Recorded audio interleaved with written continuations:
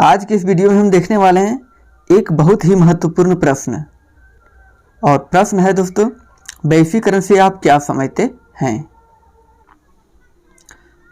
दोस्तों, वैश्वीकरण वह प्रक्रिया है जिसके द्वारा संपूर्ण विश्व एक बाजार बन जाता है। ठीक है, क्योंकि वैश्वीकरण का मतलब ही होता है विश्व का एकीकरण, यानी विश्व क्या है, एक बाजार के रूप में बन जाता है। ठीक है, यहाँ पर देख सकते हैं कि वैश्वीकरण क्या है कि एक प्रक्रिया है। वैश्वीकरण क्या है कि एक प्रक्रिया है जिसके द्वारा संपूर्ण विश्व एक बाजार बन जाता है। संपूर्ण विश्व एक बाजार बन जाता है, यानी कि आप वहाँ पर कोई भी सामान बेच सकते हैं, यानी कि विदेश में भी बेच सकते हैं और विदेश से सामान आप खरीद सकते हैं, यानी कि आप आसानी से आयात और निर्यात कर सकते हैं। और इसके बाद है कि इसे बहुराष्ट्रीय कंपनियों द्वारा विदेशी निवेश और विदेशी व्यापार के माध्यम से, यानी कि बहुराष्ट्रीय कंपनियां जो होती है वो क्या है कि दूसरे देश में क्या है विदेशी निवेश कर सकता है और विदेशी व्यापार के माध्यम से विभिन्न देशों के बीच एकीकरण कर सकता है। विभिन्न देशों में अपना जो है वो निवेश कर सकता है और सामान बेच सकता है और सामान का उत्पादन भी कर सकता है और बेच सकता है। ठीक है, और क्या है कि परस्पर संबंध के रूप में इसे परिभाषित किया जा सकता है।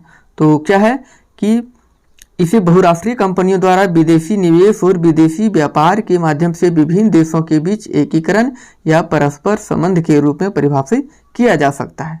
ठीक है, यानी कि कोई भी देश जो है कोई भी कंपनी जो बहुराष्ट्रीय कंपनी है, यानी कि बहुराष्ट्रीय कंपनी मतलब विदेशों में उसकी शाखा होती है और अनेक देशों में उसकी शाखा होती है।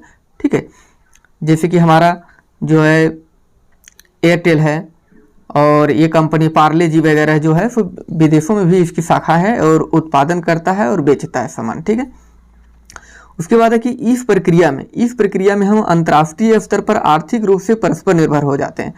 तो इस प्रक्रिया में क्या है, यानी वैश्वीकरण प्रक्रिया में क्या है कि अंतर्राष्ट्रीय स्तर पर आर्थिक रूप से परस्पर मतलब एक दूसरे पर निर्भर हो जाते हैं। इससे क्या होता है कि एक दूसरे पर निर्भर रहते हैं हम, यानी कि हमारे देश को भी फायदा है, हमारे देश की कंपनियों को भी फायदा है और दूसरे देश की कंपनियों को भी फायदा इसमें होता है। ठीक है, और हम लोगों को भी समान उचित मूल्य पर मिल जाता है।